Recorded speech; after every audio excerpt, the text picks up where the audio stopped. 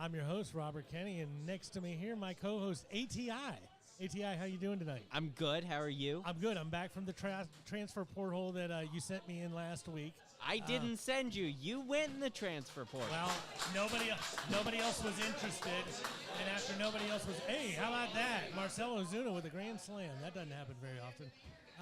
After I went into the portal and found out that nobody else was interested in me, I crawled my way back, and they gave me the seat back. Now, Chuck, on the other hand, he's keeping his eye out on the horizon just another week longer, just to see if one of the big schools want him. I hear Liberty wants him. He's not going to Liberty. If anything, give me Liberty or give me death. He'd take death above Liberty. I'm just saying. I'm hearing Liberty's willing to pay him some big money. Depending on paying big money, we're all willing to listen to that one. $20 a show. No, I think I'll pass on that one. Okay. So, hey, we've got a great show planned for you today. ATI, can you tell us about what has happened in sports this week from Kennesaw State? Absolutely, Larry. I think we need some news music for my segment. What's happening in sports, and then we get the news music. Anyway, you get Brahms. We'll work on that. Okay. Brahms' Fourth Symphony for the background for ATI. So softball played this week. They went 3-0 against Bellarmine. Baseball also played this week. They went 3-0 against Jacksonville. It's a good start. Absolutely. And then they lost yesterday to UGA. I believe it was 10-9.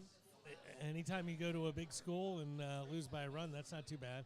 Absolutely. So you've got their regular season's coming to an end. The ASUN tournament starts on the 23rd of this month. So and we're currently in 5th place. That's not too bad. I think we're 22-21 overall. Yeah.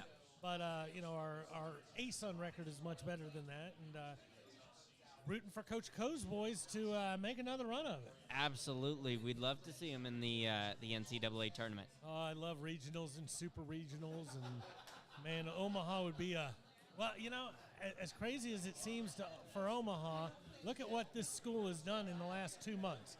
Yep. We've gone dancing in March. We've got our first player ever drafted by the NFL. Why can't we go to Omaha? You know what? I think we can go to Omaha. I'm with you. Yeah. And then the final sport that played this week was lacrosse. They beat Lindenwood and lost to Queens. Beat Lindenwood and lost to Queens. I saw something on the lacrosse players. Harrington, what's her name? Shannon Harrington was named ASUN Freshman of the Year. So I know it wasn't everything that we hoped for out of the lacrosse season, but lots of great signs of super things to come there. Absolutely. When you have a Freshman of the Year, they'll develop into a great sophomore and hopefully a great junior and a super senior. Absolutely, and in addition to that. Bailey Wilson was all ASUN first team. Hannah Davis and Lauren Dobbs were second team. So lots of talent on that lineup, and just a couple more talented freshmen this year, and it all goes from there, right? Pretty soon we'll be headed to the Women's Lacrosse National Championship. That would be an interesting one. Because, that is predominantly a sport that is only run by the northeastern United States, where the Mohawk Indians Yes, I hear Maryland and Johns Hopkins are pretty good. Oh, yeah. Don't mess with a stick with those people. They are very good. Larry, you want to do a supreme lending? And then maybe we can get Cole's attention, and Cole can come on over and join us. Cole Loden. Mentioning Cole Loden. Supreme Lending was founded in 1999 with one goal in mind, to improve the mortgage process. Since then, we've been doing just that. Here we deliver exceptional service and some of the fastest turn times in the industry. Our team will stay in touch with you throughout the process and get your home closed quickly and conveniently. Whether you're buying or refinancing, our goal is to have your loan clear to close in 30 days or less so that you can focus on everything else. Whether it's your first mortgage or your 1,000th, make it supreme. Find us on the web at alvinjameson.com or give us a call at 865-357-6500. Thank you, Alvin Jameson, for your continued sponsorship. And we'd like to welcome Cole Loden, an old friend to the show, coming on back. How are you, sir? I'm good. Thanks for having me again. Absolutely. So you went to the spring football game? I actually didn't. You did not? Yeah, I had other family plans that I couldn't get out of, so my brother filled me in. There you go. What did he have to say? And his brother played for the Owls as well, so yeah. You know. He said it's very different. It's very confusing seeing the offense have a lot of success versus the defense in a spring game. Usually the defense gets a one-up on them, but, I mean, it's always good for the offense to have their day. So. And I wasn't able to go to the game early either, but I heard the one thing I thought was really interesting is no snaps from under center. Everything was a shotgun. You know, just getting people acclimated to it, I guess, at this point. Yeah, so it's just a different type of offense. I mean, they're still going to do what they do, but it's just going to look a lot different this upcoming season. So he said it was just really, weird from watching Kennesaw for 6 years, and then now it's just something different. But, yeah, he said it was really, really exciting to see the guys, line up in different formations, see the guys still flying around, still having fun, so that was always good. But upset that my defense lost. So I don't know if you know this, but every spring game, it's a competition. Whoever wins, the loser gets hot dogs and baked beans for the next team dinner, and then the winner gets steak and potatoes. So and then we get sweet, a lot more than just bragging rights. So you get hot dogs, baked beans, and water, and then the winners get steak, potatoes, green beans, and sweet tea. At the same meal? At the same meal. And and you guys are all kind of sitting around? You sit with it. How's the dogs doing Yeah, today? you sit with each other, and all beautiful. you do is talk mess the whole time. So, and being a part of the defense, we won it every year. So every year I had a steak, and then I had my best friends next to me with one hot dog and baked beans. So it was awesome. You know, if you could have juked me out a little bit better, maybe you'd be eating a steak. But I planted you, and now I'm eating a steak. Yeah, so I'm glad the offense finally got steak. So for once. Not never again. Not in the future. Yeah. So I got a question for you on St. Mary's. I know you're a South Georgia guy. Mm-hmm. I've already messed with you in your high school, and you had one of the best lines ever. I believe you said you were gonna nudge one of the people in one of those schools as you were passing them. Yeah. Where am I supposed to eat when I make it to your area? What is your go-to restaurant in the St. Mary's area of the world? It could be a town over or whatever, but if somebody tells you, hey, where do you want to go? I usually, whenever I have friends come over, someone who's not around, I mean, it's right on the water, so I take them to the waterfront, downtown waterfront. It's got a lot of historical buildings and then fresh seafood, so you can't beat it. It's just the seafood down there is just amazing because it's straight from that morning to the table. So probably, I think it's called River Cafe, I think is what they call it now. Someone bought it out and changed it up a little bit, but the best seafood. So I always take people to the waterfront. Well, I like taking notes because most likely my wife will have me driving through that area not too far from now, and I'll know exactly where to go. Yeah, just go straight down to St. Mary's Waterfront. St. Mary's Waterfront. So you played with Travis Bell, correct? Yeah. I missed out on his 6th year, but I played with him for 5 years. You played with him for 5 years. Yep. So you came in at the same time. What's it like knowing that, I mean, when you were in the locker room 5 years ago or 6 years ago, I guess we'll say 5 years ago,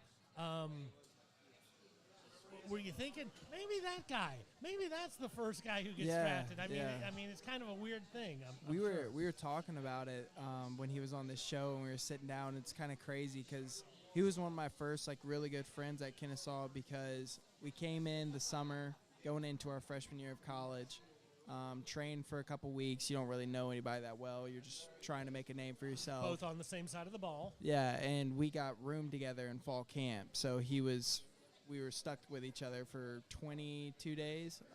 South Georgia boy and South Alabama boy. Yeah, so he was my first really close friend that I got to bond with through fall camp. So I was it's crazy how we went from in that it doesn't even exist anymore, that Kennesaw Motel. I was like, we went from that Kennesaw Motel room, not having a name for ourselves on the team, to all of a sudden, like, you're going to get drafted this week or next week. He is now a monster of the Midway. Yeah. I mean, one of the coolest, things that any defense gets called anywhere, Steel Curtain, that's pretty good. Yeah. Doomsday Defense, that's pretty good. The monsters of the Midway. I mean, that's just so awesome. Yeah, I'm so happy for him. It's so, like, unreal knowing, like, where he came from to where he's going, and being able to take care of, like, his mom like he always said he would. And, like, he's one of those guys that I think if you don't believe in yourself, coming from a small school especially, if you don't believe, like, some people, like, just look at you like you're crazy. Kennesaw is a really good program, but there's guys that are smaller schools, and you're like, dude, you play for this school, like, you're not going to the NFL. Right.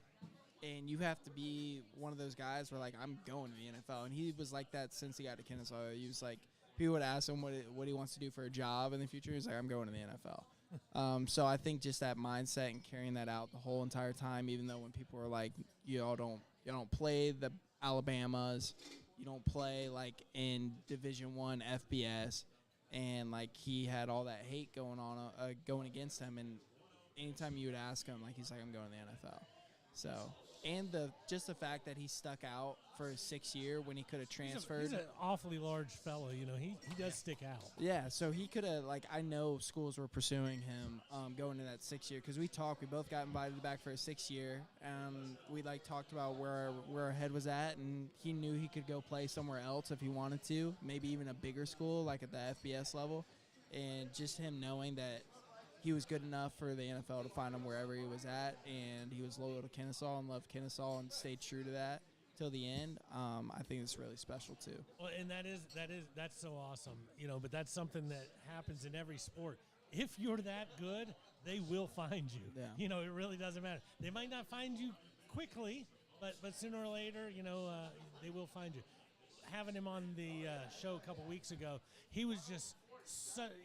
And it's an overused expression, but the gentle giant, very soft-spoken, very focused. I asked him a couple questions, and you could tell he's like, just thinking about the NFL, just thinking about the draft, getting there, and just what an amazing thing.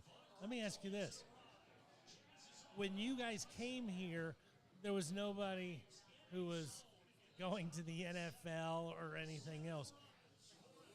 Next year, when because we're already done with signing people for next year, but next year when they go knocking on doors, is this something that it's a huge sell point, because when we were coming in, I think Dante Blackman, he was a corner for Kennesaw, and he got picked up in free agency, and I think it's every guy's dream when you go to college football. Like, when you're getting recruited out of high school, you have that dream of going to the NFL, and that's one of the coolest things is when they're like, hey, we got guys in the NFL. And I still remember them saying, we got this corner in the NFL. I'm like, that's so cool. Because that's where I want to be, and, like, you want to know, like, hey, someone from here was able to make it to the level I want to go play at. So I already talked to Jake Lassiter, who's coach now. I was like, well, you got your sell point now, like your hammer and the nail in the coffin with this. Like, hey, we got guys that are getting drafted here now, and, like, we're going to the FBS level. I think it's going to be a huge sell point, and to get those top recruits that are on, like, the fence of, do I go here, do I go here? So I think it's really cool. I think it's awesome because, you said something a minute ago about, what are you going to do for a job, or what are you going to do for a living? I don't know if you cut yourself short, like, well, I'd like to do this, but if not, I'm gonna be an accountant. Yeah. I think if you tell your brain that, then your brain is already in control of everything else. Is thinking, yeah, I'm probably not going to the NFL. By him just saying, I'm going to the NFL. It's a mind over matter, and I'm just I don't think there was a plan B for him. Like, I really don't, because I've never heard anything different. So. And he's just so, like, even now, like, he's still so humble. I think he's still, like, in, like, shock, but he's ready to go and, like, still humble. You could still text him right now, and he's going to respond to you. So I think it's just so cool that a guy like him made it. So, yeah. I was watching something on draft coverage the other day, and I can't remember who it was, but the guy was watching himself get called. where they made the announcement, and he just basically watched the same 12-second tape over and over. He said, "I've seen it 1,000 times." With the 17th pick of the 2020, I just want to keep hearing it over and over again. Yeah. I can't imagine how awesome that must feel. Yeah, I know he's so excited. I wish I was there when he got the call, or at least someone had a video of it, because I haven't seen one. Is there a video out of him getting the call? I haven't seen one, and I know I asked him if he was going anywhere, and he made it pretty clear. No, he was watching it at the house. He said if he something. did anything, it would just be like immediate family, I think. So, and that's just the guy he is. Like, you'd never see him at a party throughout college. You'd never see him in like crowds. So he probably just wanted his mom there and whoever else is close to him. And once you watch a few draft days in your life and you see Will Levis, oh yeah, nobody wants to be that guy at a draft party to where The only guy left in the green room. little sweat beating off the forehead. I don't blame him for not wanting to go either. Yeah. I think it's always because they said there was 3 guaranteed quarterbacks that were going to get picked up based off the team's needs, and there was just a 4th quarterback in that room, and it's a gambling game. If you go to that first round, we see it every single year. So it just shows how confident he was. Like, I don't think any guy that thinks there's a chance I'm not going to get taken goes to that. And that's, once again, the exact same ideology and idea that he was coming up with. I don't have a second job. Yeah, this is my job. I'm going, and if you're Will Levis, I'm going to sit in this room because I'm getting ready to be an NFL quarterback. Yeah, I know for a fact that he went into that night knowing, like, I'm getting drafted top 5 tonight, and like I'm about to, like, my life is going to change tonight, and it did change, but like, definitely. Did you get a chance to see the actual reaction when he was drafted? No. So he was at home. He was only there for the first night, and then the Titans traded up. And he didn't know for sure, and so they make the announcement on TV, and you see him get off the couch, and he's like walks towards the TV, and then you see him just kind of look down and go, and you can tell, there's like so much emotion, like I have a feeling I've never been sold on him as a quarterback, but I have a feeling getting poked or spurred by the first round might make Tennessee a very happy organization to have him in. Yeah. Do you agree with the Anthony Richardson over Will Levis? Yes. Yeah, because of all the intangibles. I mean, I'm not a combine guy, but if you do look better in your underwear, can jump higher, throw further and everything else, he actually won every competition, even above Stroud and yeah, he set, I think, every quarterback record at the combine. Yeah. So. I mean, I don't know what that means for the next level, but I'm definitely Richardson just ahead of him. See, I'm kind of teetered towards the other way, and it's terrible because I'm a Gator. I know. So I was going to mention that earlier, and I thought I'm not going there. Yeah, I just think if you're drafted in the first round, I think you're a guaranteed year 1 starter. Like, I don't think an NFL team pays that much for you to sit the bench. Not those 3 guys. Those 3 guys are all starting. Yeah, so I know he is going to start, but I think the Colts are just going to have to be really patient with him because I think he's had, 19 starts? Not a lot. Yeah, so he only started 1 full season at Florida, so. Yeah, so I just don't fully agree with it because I think if you're going to draft someone first round, they better be a really good first-year starter if you're going to put that much money down on them, and I think it's going to be 3 years before you see him start being a real impact player. Possibly so, but in their defense, which I do not go around defending Colts very often, but if you've already signed Phillip Rivers, and you've already signed, what's the guy from? Matt Ryan. What's the guy from Philadelphia? Carson Wentz. So, they've gone through 3 quarterbacks because that's the only position they need. Yeah. And they're 0 for 3, so you might as well draft one at this point. Yeah, throw the dice, yeah. See, when I looked at it, I was looking at the stats, and statistically, Will Levis threw, 10 picks last year and 19 touchdowns. So, Richardson didn't throw a ton of touchdowns last year. I don't think he threw a touchdown the first 3 games of the season, but, for me, it's the decision-making of Will Levis. When you go to the next level, you can't have a season where you throw 19 touchdowns and 10 picks. I mean, Jameis Winston proved that. Yeah. The season he threw 33 touchdowns and 30 interceptions. Correct, but at the same time, I think, and way more in depth than what I could personally get into. There's no weapons in Kentucky. No. So at some point in time, I can't hold it against this guy because he only threw 19 passes. Yeah. Everybody who can run a 4.4 wants to become a Gator. I mean, that's it. If you weigh 160 through 190 pounds, the Gators are willing to sign you as long as you're 4.4. So you need a lot more weapons to go to out there. But it's going to be fun to watch, and I can't wait to see Travis break camp. All of the other things, because drafting is just the first step. Now all of a sudden it's back to the grind.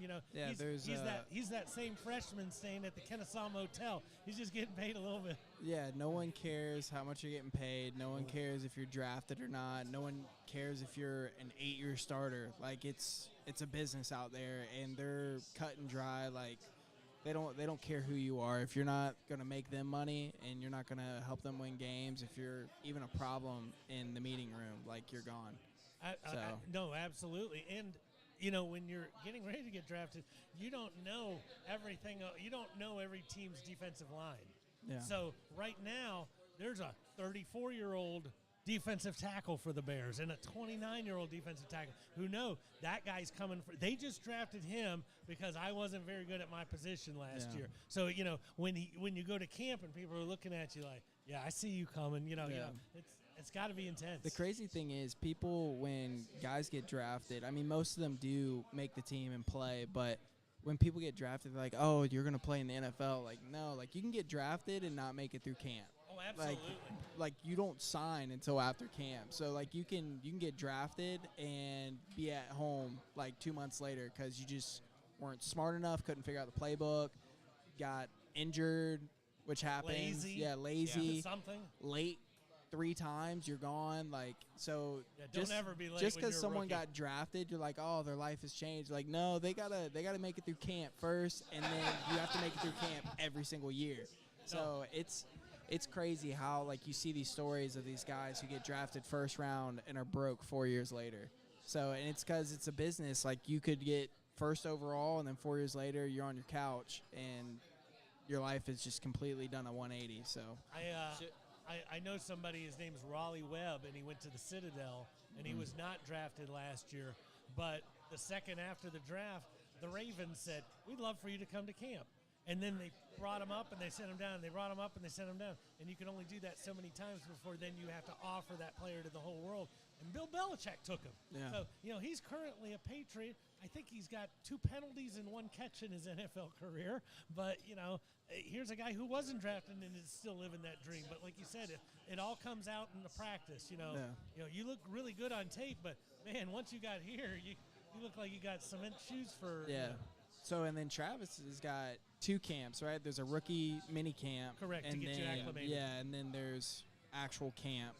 I think there's actually something before camp, right? Is it rookie camp, then, like, OTAs, and then, like... That's probably what it is. And then camp. So he's got, like, a grind coming. He's got a whole summer coming. Yeah. So, and I think the biggest thing is that makes, like, guys be able to start early is the playbook. Because every single guy out there on that field can play football, like, at an elite level. You don't go to the NFL if you're not, but I think the playbook is what sets people way back. Like, we've had guys from Kennesaw get picked up in free agency and dropped because they just couldn't figure out the playbook quick enough. Because, like, when you're – luckily, Travis got drafted, so there's already investment made in him. But those free agents, like, you have to do everything almost perfect to make the team. And one of those things is not messing up plays, and it's a very advanced playbook thrown on you. So let me ask you this, because you bring up a great point that I wasn't going to bring up.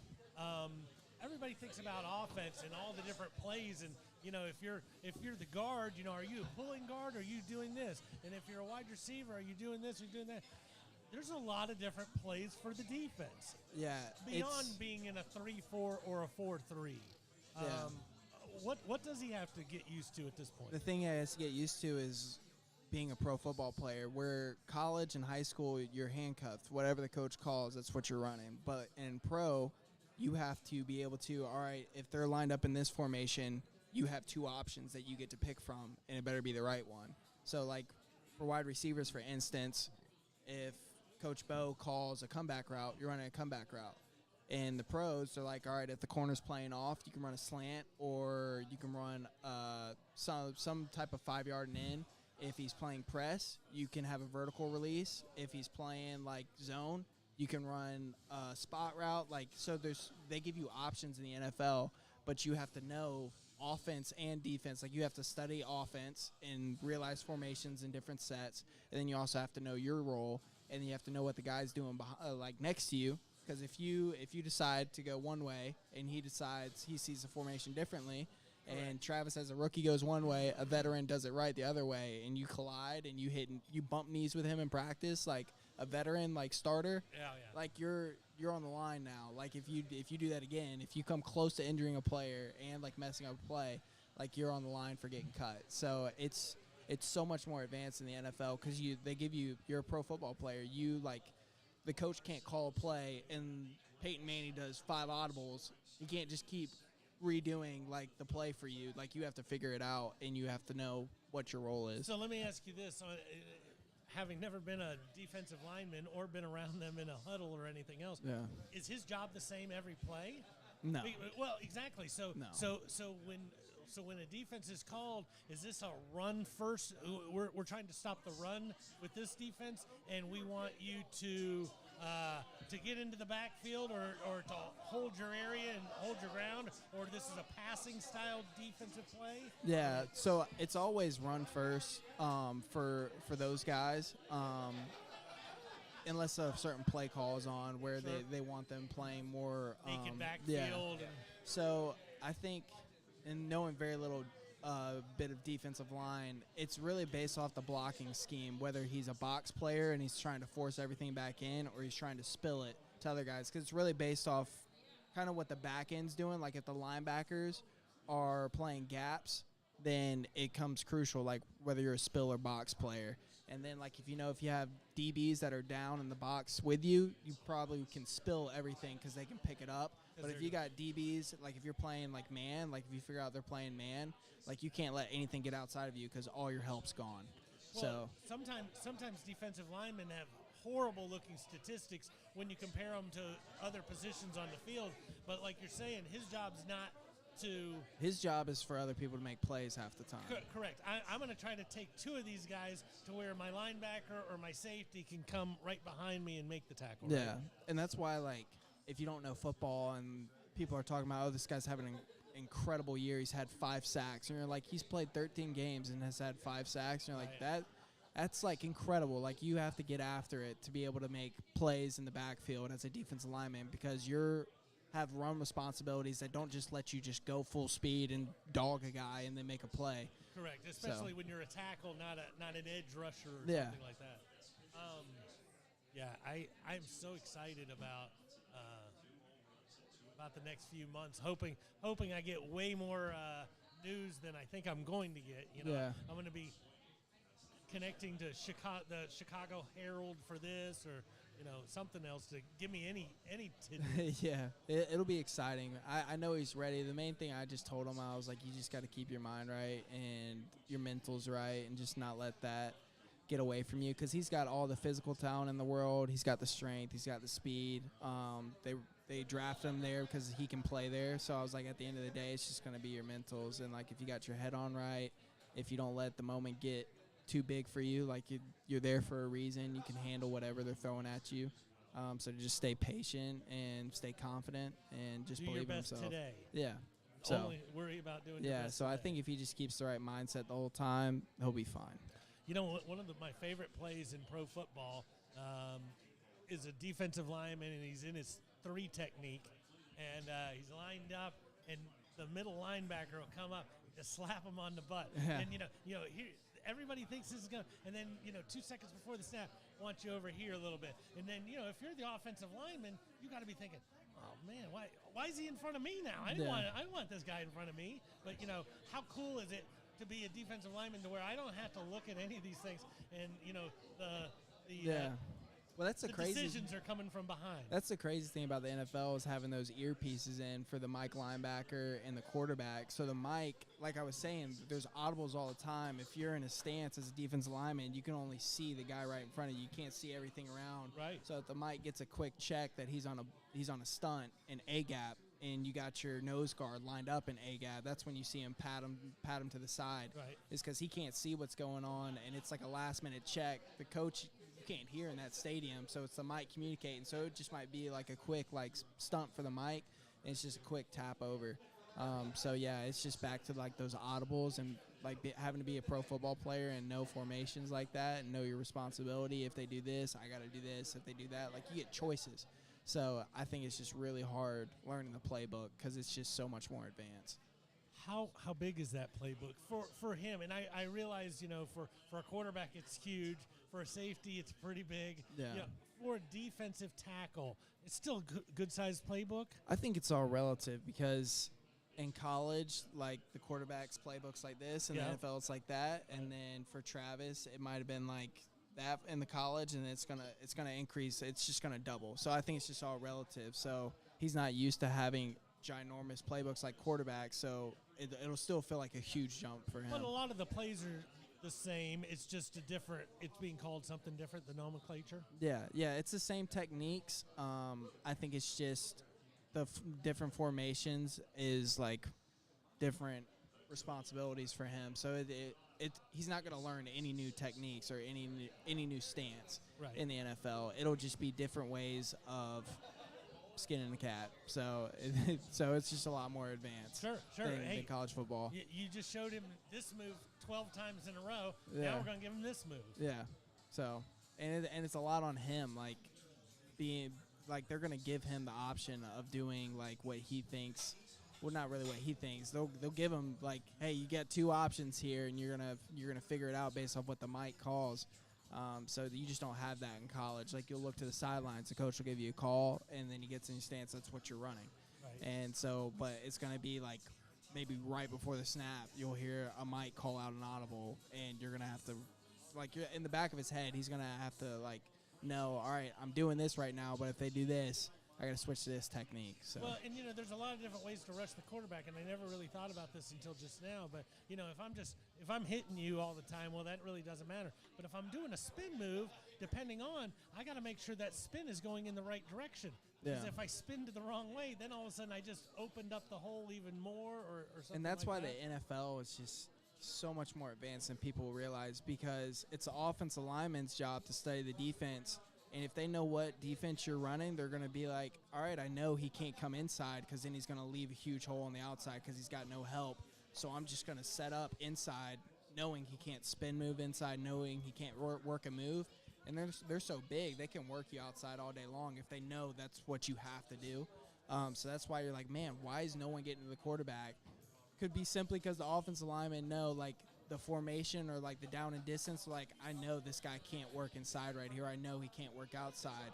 And so they just play to their strengths. The only thing you're going to be able to do is bull rush me. You're not going to be able to try to hit this. And that's why I think defense, I mean, I'm like kind of biased, but I think defense is just insanely hard because you have these wide receivers who got choice routes and you're reacting. Defense lineman, you're reacting. Like, while backpedaling. Yeah, defense, you're going like offense, you're playing, you're NFL caliber players. Defense, you're NFL caliber players, but defense, you're reacting off an NFL caliber player and trying to decipher what's going on.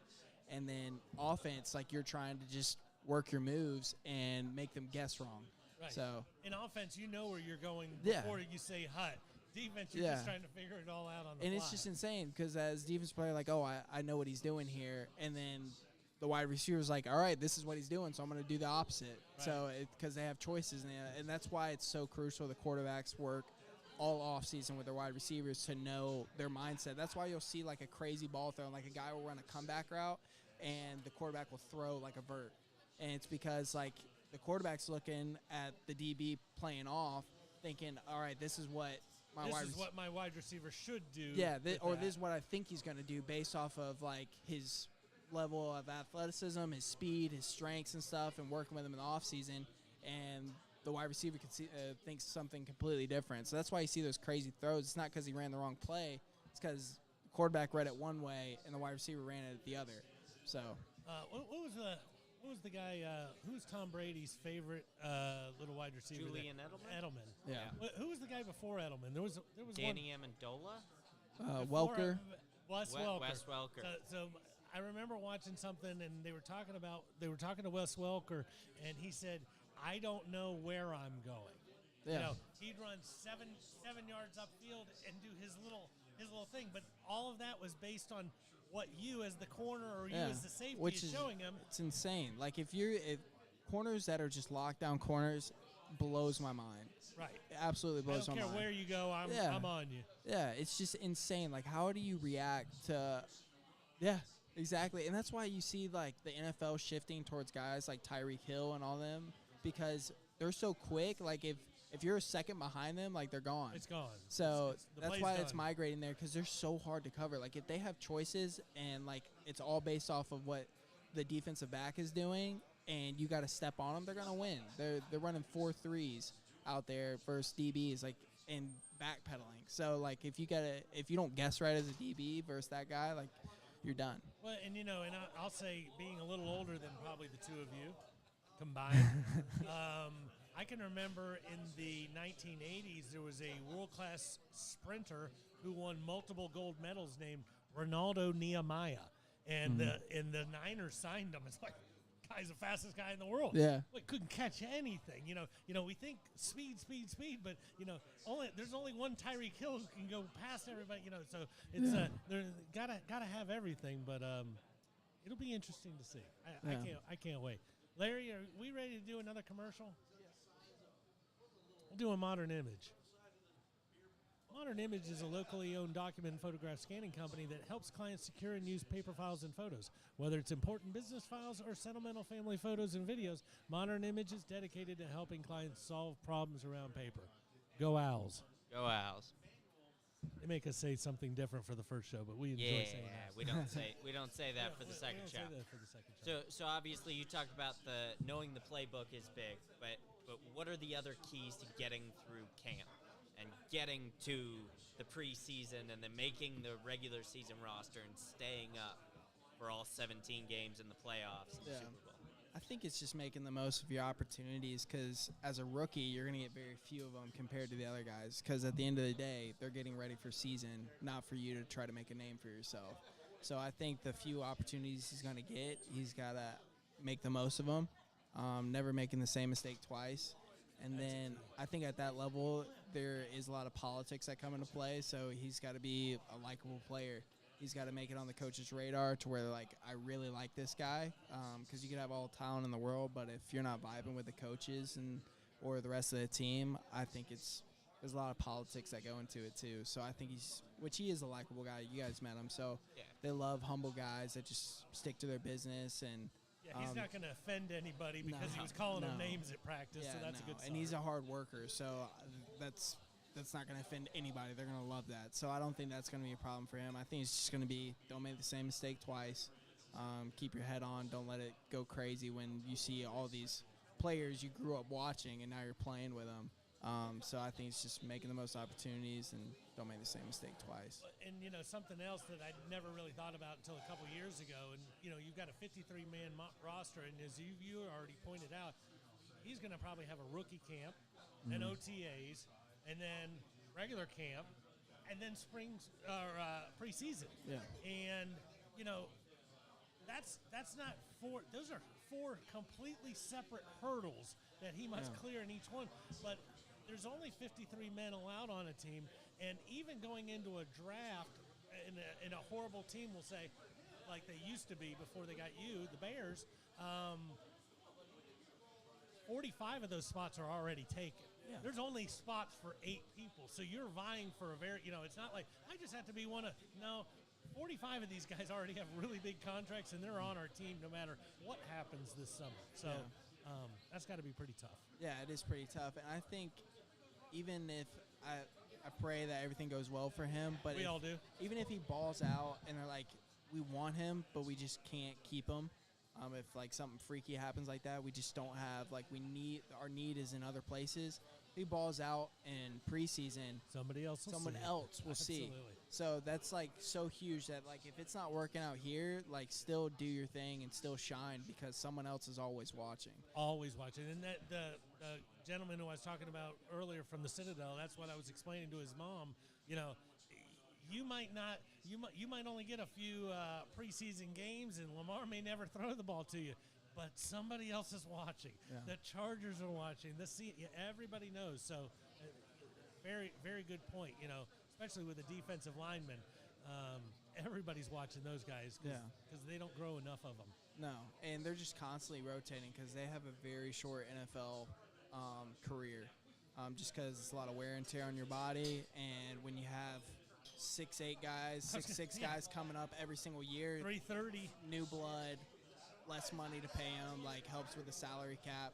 So it's really hard to make it a long career as a defensive lineman. I was thinking about the 6'6" guy across the line of scrimmage who was they're always looking for new blood with a new step, and I think that's what Travis has that is really rare is his big body, and he's so quick. Like every lineman at Kennesaw used to hate blocking him because his just hand movement, his footwork was so much faster than your typical defensive lineman. He was moving at them like a linebacker that had the size of a defensive lineman.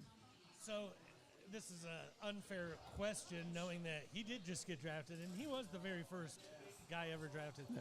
Could you tell in those types of practices, as people are just trying to avoid him like the plague, like, please, coach, don't put me against this guy?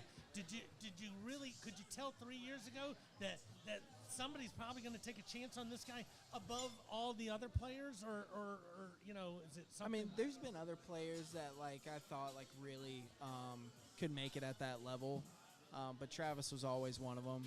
You definitely saw a difference when he got rotated out on practice or game days. You definitely saw a completely different offensive scheme in the games he didn't play or the games where like he was out for a couple series. So I think he was an impact player at Kennesaw, so he was always on my like radar of like, yeah, he can go to the NFL. And what you were just talking about is the other team's play calling. If he's not in the game? Yeah, if he wasn't in the game, they're definitely going to go a lot more heavier run, and then even like play some deeper like threats when passing because they know they don't have him pass rushing. Right. So they'd run deeper routes. So like it was just something we always noticed. Like if like Travis and maybe like one of our linebackers that was really good this year, or like if Bryson Armstrong ever got rotated out, we're like, all right, here comes the run to Bryson's side because he's not in. Or if Travis wasn't in, we were like, all right, here comes a run right up the middle. Or, hey, they're going to probably try to get a deep ball on us because they don't have the same pass rush going against them. So I know he was always like a nightmare for offensive linemen. So, which is so tough to do. You're talking about into the headphones. You know, you don't even know that he's leaving the field until 12 seconds before the play is called, and yet you're still calling something to exploit that possibility. Yeah. That's pretty cool. So, it's kind of crazy. Those guys in the box are so crucial. You never see those coaches, but that's what they look for. They're like, who's rotating in and out? What player just went down? You see a DB that just went down, and you look up the roster, and you're like, all right, this guy's got 2 starts. Throw it to his side. So. And I guess I get that because usually when the DB goes down, there's actually a stoppage in play. We get to see the big-eyed guy coming on. But, defensive linemen swapping in and out every play. Yeah, every, 3 plays is usually a defensive lineman group. Or at least one of them is coming out after 3 plays. Right. So how tough is that to prepare for? Like, you're obviously on the field as a safety. You have to know, okay, my linebacker just subbed out. My D lineman just subbed out. So they're going this way. They're going. How tough is that to play against? With defensive linemen, we don't really as a DB. It just happens so often. Like we don't really look at that. I would more so look at my linebackers and just knowing if they're a veteran or not. Like if I saw a guy who has very limited starts under his belt coming at Sam or at corner. It was just always nice when Markeith or Ja'Cory Burks was at corner with me because I knew if we got the play call from the field, I wouldn't have to communicate my responsibility, his responsibility before the play based off the formation, be screaming my head off what coverage we're about to run. I could just look at those guys and just give them a hand signal, and they knew exactly what I meant. So I think for linebackers, they would definitely be aware of which defensive lineman was in because they'd be running up, tapping butts, like making sure they knew which way they were going if it was a younger guy. Defense lineman doesn't really affect us, but like linebackers and corners as a safety, like for sure affects us. Because if it's a younger guy, like I know I have to communicate so much more. I have to be knowing his responsibility to communicate it to him and make sure he's on the same page. So it's definitely something we game plan for because throughout the week they'll rotate in guys that aren't starters with the starters just so you know how to communicate with each other. So that's awesome. One last question for you. Mm-hmm. You're still going to all the games, right? Oh, yeah. You're living in the area, living the dream. Yep. How's the kid? He's good. He's good. He had his checkup today. How old was it? 3-month checkup, 6-month checkup? No, he's like 6.5 months now. 6.5 months? Yep. So he's not that big. So that's upsetting, but he's just a baby. Maybe he'll blow up. It's okay. Babies are allowed to be. Yeah. He hasn't been on the chart in height since he's so like small, but he finally got on the chart. So that's exciting. But he's like at the very, very, very bottom. My beautiful, intelligent daughter at home, she was 99th percentile her entire life. She still is. You know, when she's born, it's like 99. Everything you want to check, it's like, oh, how old's your baby? She's 4 days old. She's bigger than my 6-month-old. Yeah. I think he was 28th percentile in weight and 1st percentile in height. So, like, literally just got on the chart. Number one. Yeah, and that's why I tell people, like, my buddies who don't have babies, I'm like, yeah, he's 1st percentile in height. They're like, dude, that's awesome. He's going to be so big. I was like, no it's the opposite. It's 1 to 100, and he's at 1. Yeah, I don't know if you guys have ever heard of this guy. His name was Marinovich. So he was a lineman for the Raiders back in the 70s, and he wanted to have a child who was big. So instead of just looking for love, he looked for love with a big woman. Yeah. And he married a woman, and they had the prototypical perfect child. It didn't work out so much, but he was in the 99th percentile his entire life. That's hilarious. Yeah, my dad used to tell me, he was like, that's the way to go. He said they can cook good and you'll have some athletes. So, well, Cole, we appreciate you coming on the show and sharing I didn't realize you were roommates with this gentleman for the first 20 days of your first college roommate career. in camp. That's so awesome. So we appreciate you coming on and setting some of those records straight, and we look forward to having you back soon. Yeah, thanks for always having me. Absolutely. See y'all. Appreciate y'all. Cole Loden, folks.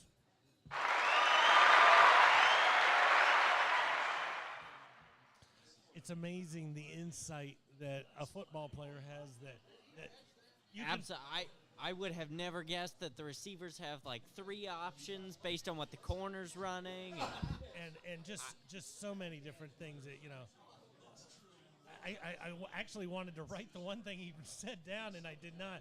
When he said something about the defensive lineman, there was 2 different things they could do. Yeah. They could this or this. I was like, I've never heard either one of those phrases in my entire life. Yeah. I really wanted to, he was talking about the offensive linemen and bullying people. I was like, okay, so how much more impressive is it that the Eagles had 77 sacks? The Eagles are unbelievable. Will Renfro coming on this side. How are you, sir? I'm good. Hey, I came back from the transfer portal. Chuck is still out there. Chuck's still out there, but Garrett's not here. So is there a chance Garrett has entered the portal? I think Garrett is out there negotiating for Chuck. Okay. I think he's trying to get rid of Chuck. I heard that Liberty was looking at Chuck. Oh, well, now that would be disastrous. I told him that couldn't happen. He said they were looking to pay him a lot of money. I said, well, then maybe it would happen. But Liberty, you better bring a big fat checkbook if you're taking DeBurge away.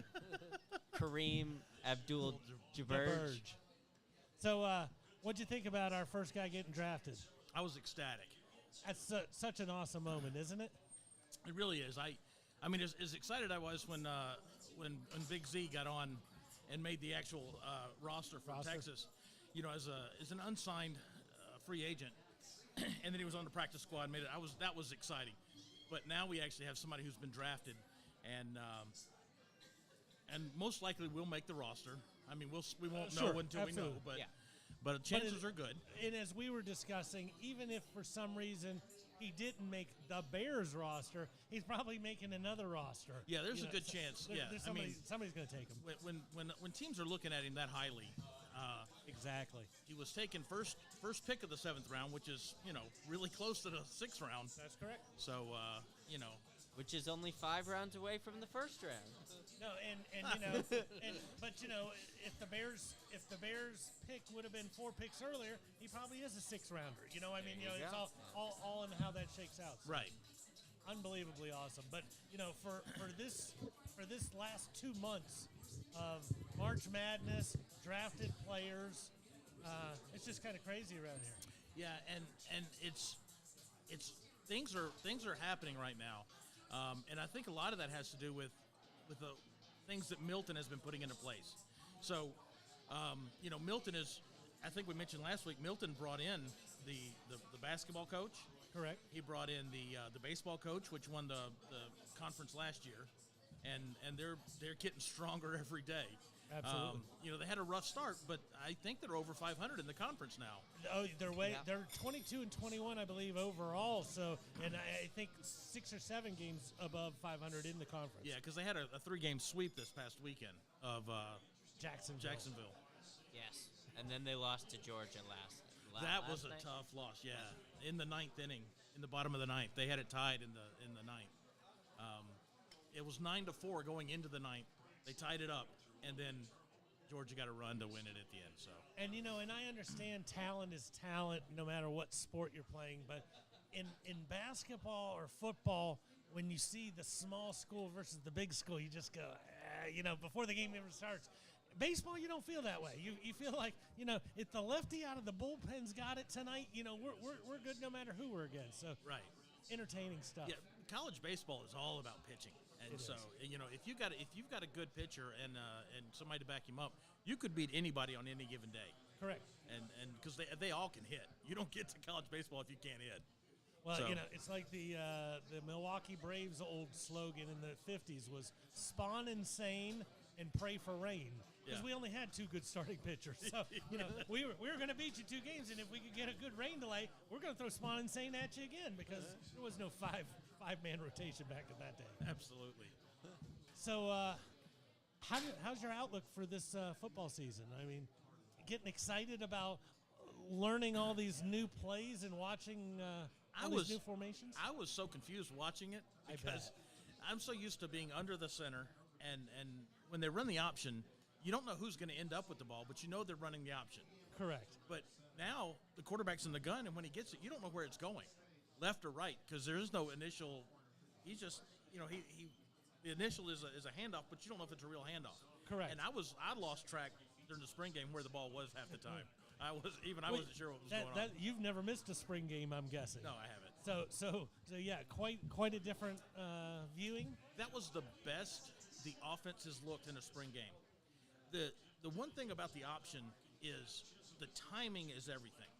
And so going into spring, they only had really 2 to 3 weeks of practice, and getting that timing down for all 3 different groups, because they had the starting group and then the second string and third string, and getting all of them in the right timing, and it's very difficult. Oh yeah. But it was the best the offense had ever looked in the spring. Well, as Cole pointed out, the hot dogs and the baked beans versus steak and potatoes. He said defenses always ate steak and potatoes until this week, until this year. Yeah. So offense must have looked good. And what also looked really good was we had a tight end catch a touchdown. We've never played a tight end. Yeah. And so we actually had one catch a touchdown in the spring game. Carson Kent caught one and actually fought off a couple of tacklers to get in the end zone. He looked really good. So I'm excited about that. I am too, because a lot of these teams that we've been playing obviously are used to what we used to bring to the table. And, when you start lining up out of a shotgun and then all of a sudden there's a tight end, they're thinking, what the heck is this? What do we do with that? Where did this guy come from? Yeah, so and Klenakis, the offensive coordinator, brings just a wealth of knowledge. I mean, it's not his first time running this offense. So I'm very excited about that. I mean, he was at Liberty, That's okay. Hey, let bygones be bygones. He's an owl now. He's an owl now. That is correct. And so he's coached a lot of great players and a lot of productive offenses. So I'm excited about what's going on. I am too. I really can't wait. I wish we didn't have to wait so long. I know, but and the thing about Travis Bell getting drafted is it's a big deal when you have, like we have here, jerseys on the wall.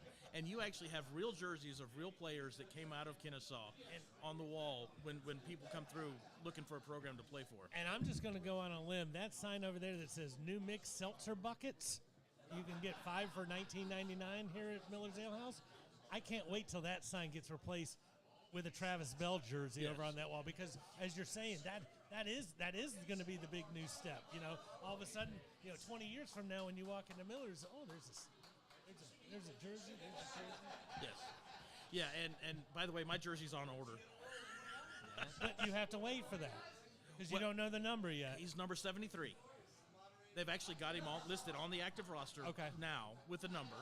So they have him as number 73. So even if they change that, that was his draft. I gotcha. His number is signed right after the draft. So I went ahead and ordered a jersey, off the Bears website, number 73 with Bell on the back. And now I just got to figure out how to get in touch with him to get it signed, because I've got the OwlsWhoLiveSports one signed. Oh yeah, So, I saw that jersey before. Yeah, You might have to give those to Miller's someday. Leave them to Miller's in your will. Where should all of these great autographed jerseys and pictures go? well, I've got the Bryson Armstrong football. That's awesome. And I've got the OwlsWhoLiveSports jersey, and I've got a baseball jersey that was signed by the team. Last year's team? Yes. Last year's team? Yeah, they auctioned it off at one of the dinners. Right. And I got that, so I was excited to have that. So I have a baseball jersey. I don't have a football jersey yet because they're stingy with those. Correct. You can't. But I got 2 basketball jerseys of old, like 7 years old. Well, it's funny, and I'm talking completely. This is all just crazy talk here, but the NFL schedule comes out in a couple weeks, and how cool would it be to show up wearing a bunch of KSU stuff to the Bears opening game? Just have your little corner over there, because Travis is going to be into the. He'll be trading jerseys before long, but those first couple games, you might just get one straight out of the. You could be like Mean Joe Green, and you could be like the little kid with the Coke. Yeah, well, if I show up with a Kennesaw flag and I'm as loud as I normally am, he will hear me. Oh yeah, well, and we have his phone number. We're gonna text you ahead of time. Hey, just in case you were wondering, that's us in the corner. Come and see us. So yeah, once they come out with the schedule, I will probably look for a week. If they're somewhere in the southeast that I can either drive, or it's a city that's a cheap flight. Sure. So I will have to go see him play. It'd be, and I'm just throwing something out there. It'd be great if he went to Charlotte, just because the Panthers are going to stink. No fans will be in the stands, and we'll be able to get really good seats. That would be awesome. No, they're not. They won't come to Atlanta, will they? I do not know. I know those parts of the schedule are already done. We just don't know. Is it home or is it away? But I don't know if the Bears are on the schedule. Okay. But yeah, I haven't looked at the schedule yet. Unbelievable stuff. I got my Kennesaw schedule all figured out. Well, that's good. I've got my plane tickets to go to Sam Houston. I've already got those purchased. Are you going with Mr. Brackett? Will one of you have a grill in your suitcase? I don't know this time. I know my wife is going with me. Oh, good. So good. I don't tend to be as excited, or I don't do the crazy things that I do when my wife is not there. When Chuck, and it's a woman named Chuck, then but when Chuck's around, you're a much calmer person than when you and Garrett are hanging out. Absolutely. Or when the other Chuck hops in and you guys do road trips to North Carolina or something. Like we did for the tournament. Yeah, when the wife goes with me, I have to be on my best behavior. Which, everybody has a different version of best behavior. I can speak from experience on that one myself. Well, Will, we appreciate you coming on. What an awesome week. I mean, I know I said this a while back, but, when you think about us being approached to start a KSU show, and to think that before we've even gone 7 months, we've made March Madness, we've had a player drafted. You know, it's just nothing but firsts, and I have a feeling there's a lot of seconds coming. Absolutely. You know, I think it's us. It could be. I mean, I think it's us. I don't know that I can argue that point. I know this football team is chomping at the bit and ready to show the world the new formations and everything else. And I can't wait to watch it. I'll be watching Coach Co's baseball team in a couple weeks at the ASUN tournament, but can't wait for this football season to get going again. Absolutely. We open up with Tusculum August 29th. We open with who? Tusculum. Oh yeah, From Tusculum. where? Greenville, Tennessee. I'm guessing they're There's a traveling story, the reason here. I know exactly where they are. And what is that? Go ahead. We my- got we at got least 30 time. more seconds. Yeah. My granddad's farm is in Limestone, Tennessee, which you got to go right Over by, on the other side of the hill? it's like towards Bristol, Kingsport area. Okay. So as you get off the highway and head over to Limestone, you pass Greenville, and there's a small college in Greenville, Tennessee. And Greenville is a very small area to begin with, but there's a school, Tusculum College. Tusculum College. Yeah. Up in the Tri-Cities area. Going that direction, yeah. I gotcha. Probably about 20 miles away. Is there a lot of limestone in Limestone? There is. I'm guessing so. Yes, the farm, the back of the farm was not. You couldn't plant anything on it because there was so much rock that and we're talking big rocks, not things you can move with a tractor. Wow. Well, guys, I think that was a show for us. ATI, thank you for sitting in. Mr. Renfro, thank you for joining us again. Thank you to Cole Loden for giving us some of that knowledge that some of us non-football players wouldn't understand.